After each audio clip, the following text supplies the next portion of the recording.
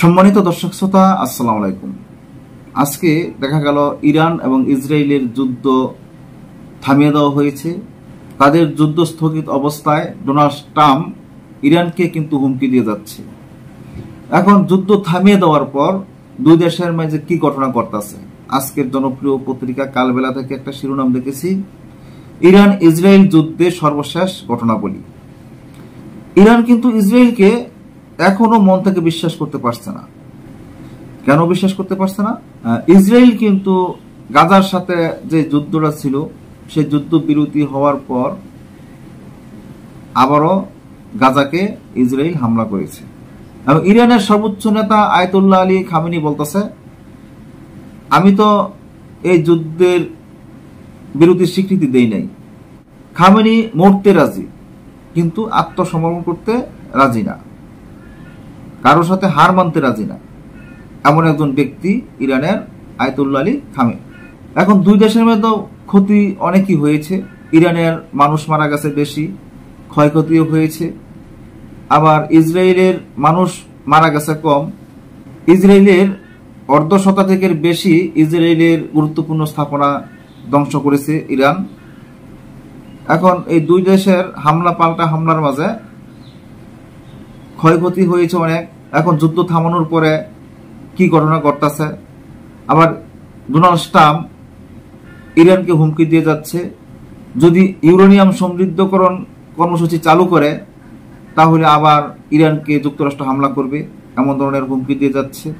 এ নিয়ে বেশি কথা না বলে আসুন মূল বিষয়টা জেনে আসি, যে তাদের দুই দেশের মধ্যে বর্তমানে কি ঘটনা ঘটতেছে।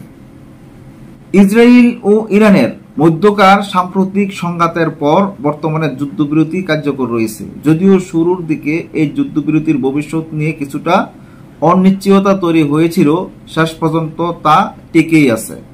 উভয় পক্ষ আপাতত আক্রমণাত্মক অবস্থান থেকে সরে এসেছে, তবে এই শান্ত অবস্থায় দীর্ঘস্থায়ী হবে কিনা তা নিয়ে এখনো প্রশ্ন থেকেই যাচ্ছে। এদিকে মার্কিন প্রেসিডেন্ট ডোনাল্ড ট্রাম্প জানিয়েছে, আগামী সপ্তাহে যুক্তরাষ্ট্র ও ইরানের মধ্যে একটি উচ্চ পর্যায়ের আলোচনা অনুষ্ঠিত হবে। আলোচনার মূল বিষয় থাকবে ইরানের পারমাণবিক কর্মসূচি এবং এই কর্মসূচির ভবিষ্যৎ। ট্রাম্পের মতে যুক্তরাষ্ট্রের সাম্প্রতিক বিমান হামলায় ইরানের পারমাণবিক অবকাঠামো ধ্বংস হয়ে গেছে এবং আলোচনায় বসতে বাধ্য হয়েছে তেহরান।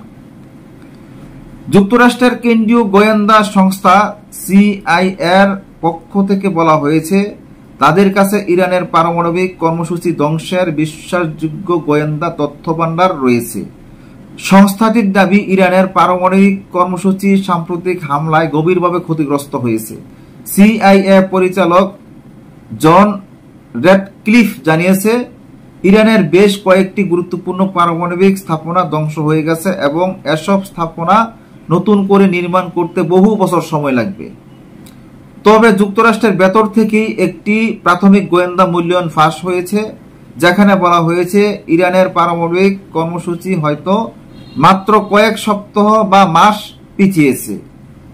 এই মূল্যায়নকে চ্যালেঞ্জ করেছে ইসরায়েল। তারা দাবি করেছে ইরানের কর্মসূচি গভীর, বিস্তৃত ও ধ্বংসাত্মকভাবে ক্ষতিগ্রস্ত হয়েছে এবং তা কয়েক বছর পিছিয়ে গেছে। অন্যদিকে ইরানের পার্লামেন্টে জাতিসংঘের পারমাণবিক নজরদারি সংস্থা আইএইএ এর সঙ্গে সহযোগিতা স্থগিত করতে একটি বিল পাশ করেছে। বিলটি এখন দেশটির গার্ডিয়ান কাউন্সিল এর অনুমোদনের অপেক্ষায় রয়েছে। বিলটি আইনের পরিণত হলে ভবিষ্যতে আইএইএ ইরানের পারমাণবিক স্থাপনায় কোনো পরিদর্শন চালাতে পারবে না, যদি না ইরানের সর্বোচ্চ জাতীয় নিরাপত্তা পরিষদ অনুমতি দেয়। বর্তমান পরিস্থিতিতে যুদ্ধবিরতি থাকলেও ইরানের পারমাণবিক কর্মসূচিকে ঘিরে উত্তেজনা আরও বেড়ে যাচ্ছে।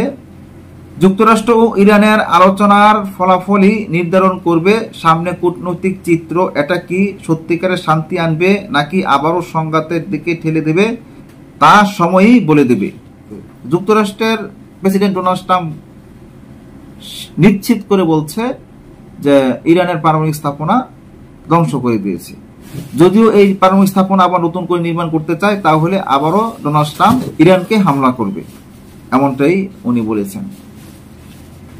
আজ এই পর্যন্তই। আল্লাহ হাফেজ।